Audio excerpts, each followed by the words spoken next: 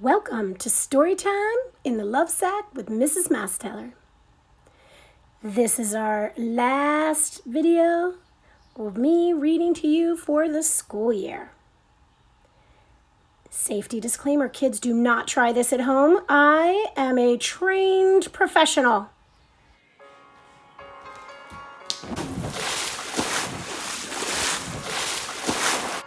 My name is Yoon, written by Helen Rikovy, pictures by Gabby Swiatkowska.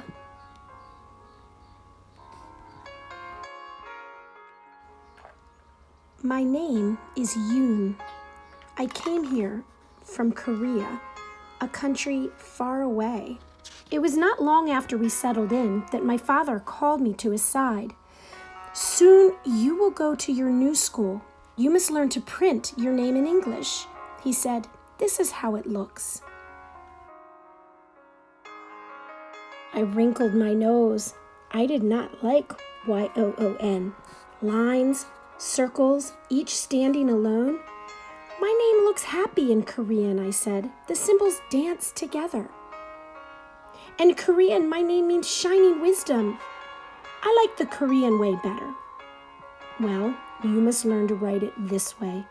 Remember, even when you write in English, it still means shining wisdom. I did not want to learn the new way. I wanted to go back home to Korea. I did not like America. Everything was different here. But my father handed me a pencil, and his eyes said, "Do as I say." He showed me how to print every letter in the English alphabet. So I practiced, and my father was very pleased. "Look," he called to my mother, "see how well our little Yoon does." "Yes, she will be a wonderful student." I wrinkled my nose. My first day at school, I sat quietly at my desk while the teacher talked about cat. She wrote cat on the board. She read a story about C-A-T. I did not know what her words meant, but I knew what the picture said. She sang a song about cat. It was a pretty song, so I tried to sing the words too. Later, she gave me a piece of paper with my name on it. "Name, Yoon," she said, and she pointed to the empty lines underneath. I did not want to write Y-O-O-N. I wrote C-A-T instead. I wrote cat on every line. I wanted to be cat. I wanted to hide in the corner. My mother would find me and cuddle me up close. I would close my eyes and mew quietly. The teacher looked at my paper. She shook her head and frowned. "So you are cat?" she asked. The ponytail girl sitting behind me giggled. After school, I said to my father, "We should go back to Korea. It is better there." "Do not talk like that," he said. "America is your home now." I sat by the window and watched a little robin hop, hop in the yard. He is all alone too, I thought. He has no friends. No one likes him. Then I had a very good idea. If I draw a picture for the teacher, then maybe she will like me. It was the best bird I had ever drawn. "Look, Father," I said proudly. "Oh, this makes me happy," he said. "Now do this." And he showed me how to print B-I-R-D, bird, under the picture. The next day at school, the teacher handed me another Yoon paper to print. But I did not want to print Yoon. I wrote bird instead. I wrote bird on every line. I wanted to be bird.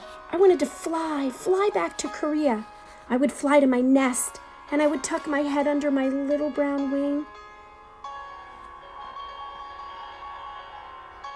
The teacher looked at my paper. Again, she shook her head.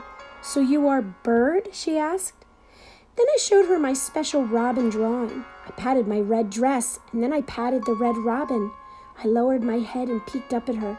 The teacher smiled. "How was school today, my daughter?" my mother asked. "I think the teacher likes me a little," I said. "Well, that is good," my mother said. "Yes, but at my school in Korea, I was my teacher's favorite. I had many friends. Here, I am all alone." "You must be patient with everyone, including yourself," my mother said. "You will be a fine student, and you will make many new friends here." The next day at recess, I stood near the fence by myself. I watched the ponytail girl sitting on the swing. She watched me, too. Suddenly, She jumped off the swing and ran over to me. She had a package in her hand. The wrapper said, "Cupcake." She opened it and gave me one. She giggled. I giggled too. When we were back in school, the teacher gave us more printing papers. I did not want to write Yoon. I wrote Cupcake instead. I wanted to be Cupcake. The children would clap their hands when they saw me. They would be excited.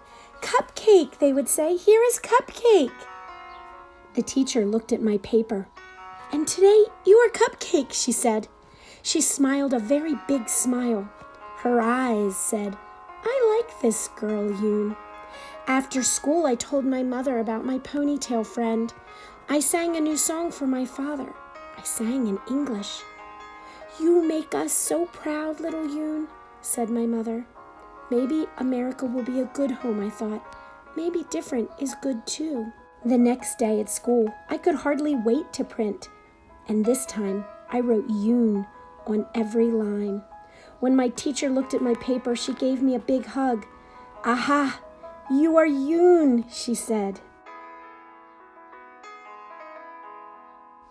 Yes, I am Yoon.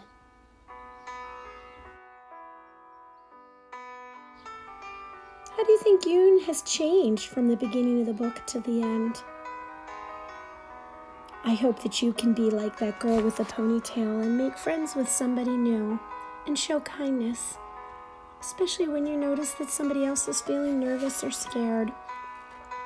And I also hope that you'll be like Yoon, shining wisdom, brave and strong even when things get hard. Thank you for listening to the story today. I really enjoyed having these story times with you, and I hope that you revisit the books over the summer, just for fun, maybe on a rainy day. Special hugs from me to you, and thank you so much to my kindergartners for being so kind and courageous. Also, special thanks to Mr. Mosteller for being my fearless videographer, the Love Set Company for making my favorite chair in the house, the book My Name is Yoon for writing a story that reminds us that no matter if we're different, we're all worthy of love. Last but not least, special thanks to the Music Defying Gravity, a piano instrumental, and from the Broadway show on Spotify.